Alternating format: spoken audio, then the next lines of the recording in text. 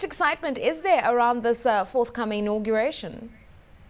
Well, I think that it's fair to say that Nigerians are not quite excited because, you know, the president has been re-elected, as it were, and so it's not as if you are having a change of baton from one president to another.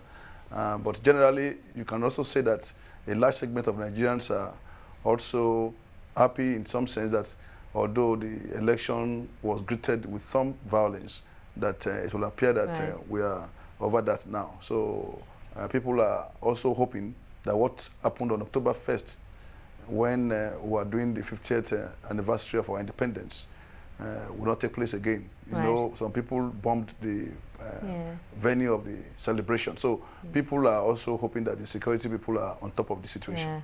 All right, now this afternoon, Mr. Jonathan had the last session with the Federal Executive Council, but he didn't dissolve it. What does that mean? Well, for people who are quite familiar with the political system in Nigeria, that clearly is a reflection of the fact that the president has to consult with members of the ruling political party, People's Democratic Party, PDP. What is happening now is that all the 36 states branches of the party have submitted list of prospective ministers, and it will take some time for the president to sift through this list. And in any event, the truth of the matter is that there have been crises in many of the branches of the parties in the states. Many of them are having conflicting names, multiple lists. So that is creating some crisis for the president.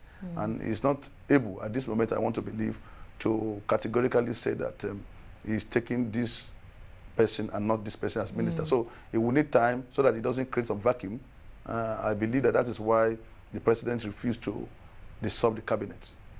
Now, earlier in the week, the president indicated that after Sunday, he will officially lead the economic cluster within cabinet. So effectively, he's going to be in charge of the economy. And the reasons given were to elevate the profile of Nigeria as an emerging market economy. But tangibly, what does it mean? What is he going to do in raising the profile of the economy? Well, I think that symbolically, that may give some indication to the business world and the international community that the president is taking the economy very seriously, because no doubt about that, he's the chief executive of Nigeria, and if he says he wants to oversee the economy, I believe many foreign governments and business organizations would want to take him seriously and take the country seriously.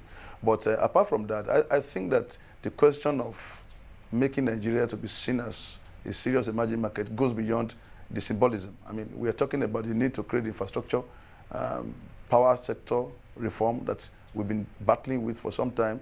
We need to do something about power, because if we don't do that, people will still not take it seriously. So for me, I think that shows a demonstration that the president wants people to take us seriously. But whether that will be enough or sufficient is another matter altogether. Right. Some things that he has already indicated to the public is that he's going to review some of the import tariffs and tariffs on basic goods leaving Nigeria. He wants to focus on building local manufacturing capacity, particularly in providing food, basic foodstuffs such as rice and sugar, for instance, trying to create manufacturing concerns within the oil and gas sector. And then we also know his passion, which is energy sector reforms. The question is, in the next term, is there enough time to do all these things?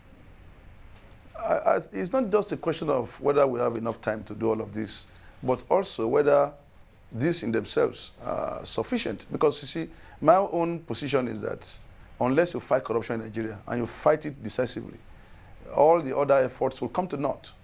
The truth of the matter is that Nigeria is a country with huge human and natural resources.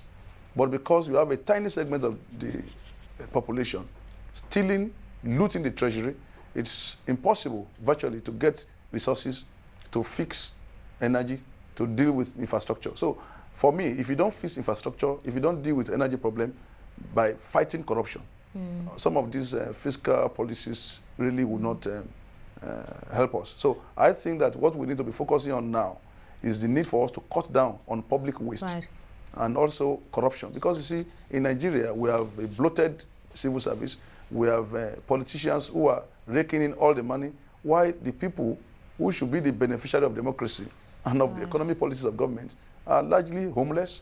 Some of them cannot even send their children to school. All right, So I want to just challenge you on this one very briefly. What is he going to do about some of those problems beyond governance, but basic human development issues, healthcare and education, youth unemployment? These have become critical social issues in Nigeria. Is there an indication that he has a plan? I don't see the plan, if there is any, because the truth of the matter is that the president may be a good man, but we are dealing with a political party where people have said that members are just interested in what they can get for themselves. It's as if this democracy is for the politicians alone. And I think that is where the people of Nigeria will come in. The people must be active in this dispensation in the next term of the president. People must ask questions. People must raise issues using all lawful and necessary means to ensure that people themselves benefit from this democracy.